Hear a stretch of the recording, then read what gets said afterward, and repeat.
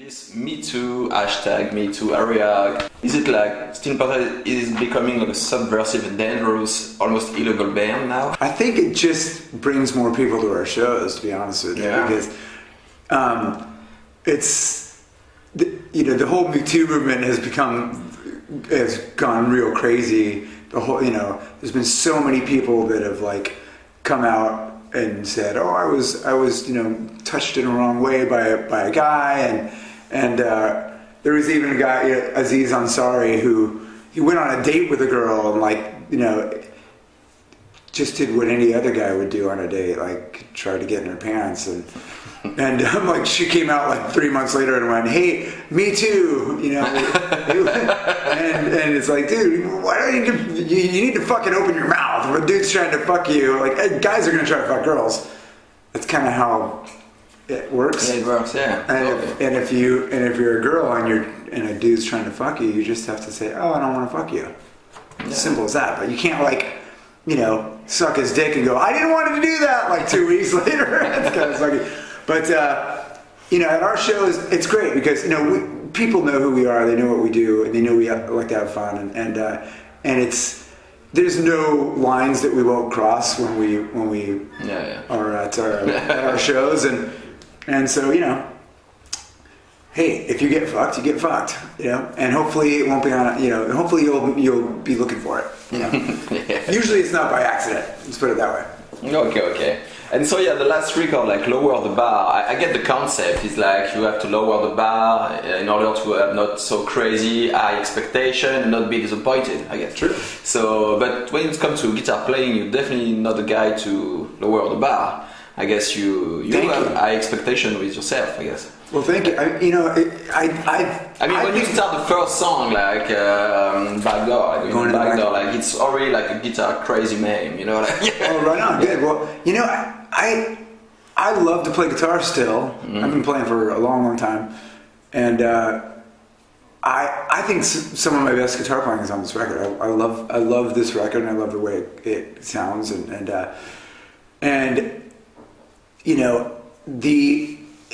the longer you play guitar, the more you find your own thing and the things that you like and the way you like to play it. But it's constant work. Like you have to really, any guitar player who's been playing for more than a few years realizes that. Like you have to continue to work on your playing and you're always developing and always your sound is always changing and you're always it's either changing for the better or the worse. So if you're not working on it, then you're gonna feel like you're regressing, and so you have to play every day and you have to continue to work and try to come up with new licks and for me personally, I love to write songs and the guitar leads have to be a part of the song, like the overall song. Like I don't like to just sit and noodle all day. I like to create music, and the solos have to be part of the music. So an extra voice, like a continuation of the So when I always felt like when I'm listening to a song and it's a fucking killer song and a guitar solo comes in and if it's not something that I want to hear, I always feel like the bands should just cut the solo out of the fucking song. It should be if you're gonna put a guitar solo in there, it should be it should add to the song and take it to another place. And for the sake of doing it. Yeah, that's always the goal. So. Okay. And like I said, you're a great guitar player. You're really accurate. You got speed, velocity. Your playing is clean. You're great. World class type of guitar player, stuff like that. Okay. So, which sometimes I guess with the fun part of Steel Panther, it must be overshadowed sometimes. Because most of the people outside the musician world might not be even thinking that, because the rock and roll fun and girls must be the front things, and the musicianship must be behind for some people. So is it frustrating sometimes to you? Do you feel like you're overlooked sometimes? No, I love that. As a matter of fact, that's always been the goal. I want to do shows for I want to write songs that I like, and this band, we write about fucking awesome shit, like having sex and doing drugs and you know, fucking girls in toilets and giving, you know, fucking Asian hookers. It's such fun shit to write about that, and the people that come to our shows all have such a fucking good time, and this is all for people that have fun, you know, like, and the inspiration is still flowing, by the way, because it must be not so easy to write many albums and songs about that, but still, I guess. I'll tell you what, the inspiration never ends. There's always another record that's coming down the pipe, but I like to play for everybody, for the people who like music, and there's a lot more people that don't play the guitar than do play the guitar, and of course, you know, I try to play my best, and if there's guitar players in the audience, I hope they enjoy it, but I'm out there playing our music for our fans, and it's everything. It's about the songs, it's about the, you know, how we look on stage, it's about, you know, thrusting our crotches into girls' faces. It's all that, and then of course playing well is cool too. But I never feel I never feel overlooked by the like guitar player community. Just like I don't really feel overlooked by the Grammys when they give Grammys out, because like they give the Grammys out to the same people every fucking year, right? And it's people that I just don't listen to or give a shit about, and it's like they pile accolades on the same three artists. So yeah, they pile the same accolades on the same 3 or 4 fucking artists every year, and they put out the same shit every year, and that doesn't bother me, because that's just like they're missing all those people. Like they're in their own little club, and I don't give a fuck. we do our own thing, and our fans know how awesome we are, and we know how awesome we are, and that's kind of how it is, like in the music. In the music business now, like you gotta find your thing, find something that you totally dig, and develop it and write songs and find your following, and chances are that whatever band you put together isn't going to be a fucking stadium act at some point, but you just gotta like continue to find your fans and connect with them and play the best you can and write the best songs you can, and your fans will come eventually. I mean, fuck, we've been doing it for decades, and we're still having a blast. So I want to take you back to like being like a young Satchel, you know, a younger Satchel. Actually, when you started and stuff, you know, what made you like? Yeah, you graduated from the GIT, right? I did. I went to GIT, and you even been like a teacher at some point. Yeah, I taught there for a little while until they fired me. Yeah. But so what was your main program? Like, were you like? You need to play this kind of melody and licks to get laid or stuff like that, you know? Was it like the... Back when I was teaching there, it was like, you know, in the 80s. And it was everybody, all the kids that went there, they wanted to play fast guitar like Paul Gilbert and Yngwie Malmsteen. And so, you know, there was a million kids that just wanted to work on their picking technique and shit like that.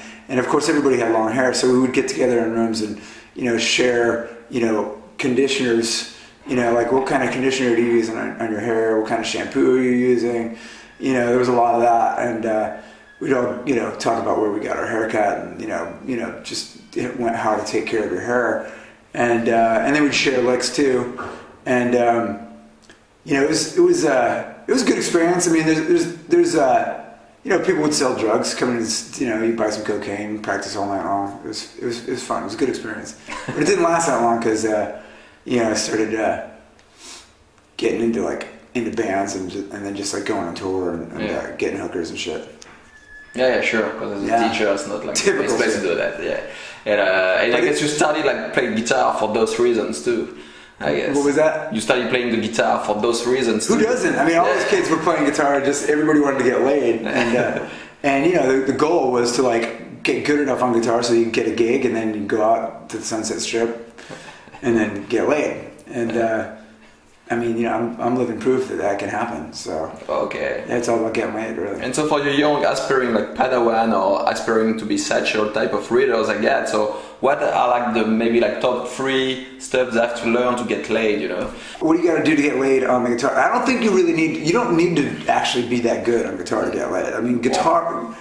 There's a certain type of woman that just loves guitar players. They just are attracted to guitar. All you really have to do is have a guitar.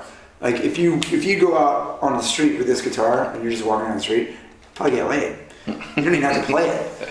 Now, if you're on stage, that's a whole nother level though. Like if you're playing with a band and you play guitar and you're not out of tune, that will get you laid by somebody who like really knows how to suck dick well.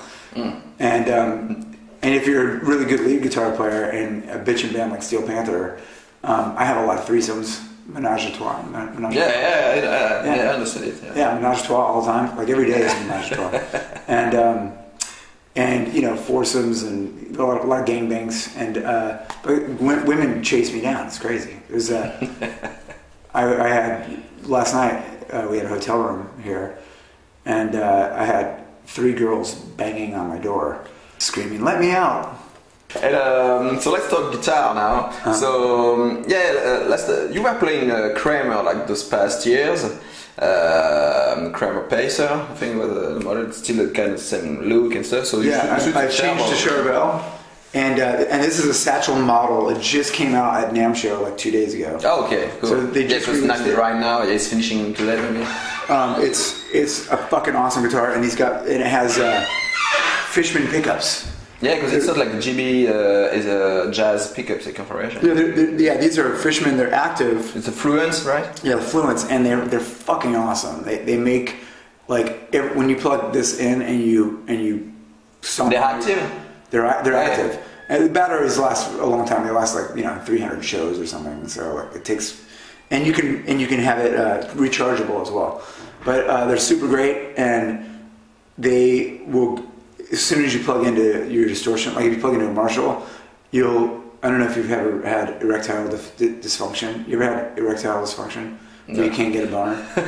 Well, if you plug this into a Marshall and you hit an A chord, cures erectile dysfunction. Like you'll get a boner immediately. So you have to be careful, where you play it. You can't just plug it in, at Thanksgiving or like around the kids or something. You just gotta make sure you're alone in your room the first time you plug it in. It's crazy. It sounds so fucking good. This technology in this pickup, it's a new technology. Yeah. It's like, I'm pretty sure that they got it from Area 51. You know where Area 51 is? Yeah. All the aliens go.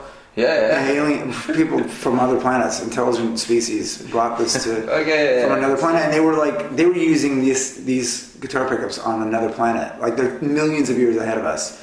So, and the music there, obviously, guitar players from millions of years in the future or that advanced, they want sustain, And these aliens, and these aliens, they're fucking gray, and their eyes are big, and their fingers are very long, so they can do all kinds of crazy arpeggios and string skipping. They all look like Paul Gilbert, their hands. And long and very long, like spiders, like spider monkeys. And they want the best tone. And these aliens, they don't fuck around. These people are so advanced, they don't have penises anymore. It's crazy. They're AI. I know it sucks to not have a penis, but eventually we're all gonna get there. And then those guys, but these pickups are from, I don't even know. They're like some part of the galaxy that's I don't know, sounds good. Way. It would take a couple days to get there in a spaceship. Okay. And as our amp goes, you're still you're playing the EVH 5150. Lead channel, I guess. As a matter of fact, right now I'm using when I play live. I use the 5150 on our records. Yeah. And all of our new record, Low to the Bar has 5150 amp mic'd up, a lot of the rhythms. I also use it's called an Atomic. It's made by Atomic. It's called Amplifire, Amplifire. It's called Atomic Amplifier. It's an amp modeler. So it's not even. I don't even have a big stack of amps, but it comes so far with the amp modelers that I just plug into this little. It looks like a pack of cigarettes, That's how small it is. It's so tiny, and it sounds so huge that I've seen girls, their tits just fall out of their shirts. It's crazy. As soon as you hit like a big E chord, like tits just come out. It's nuts.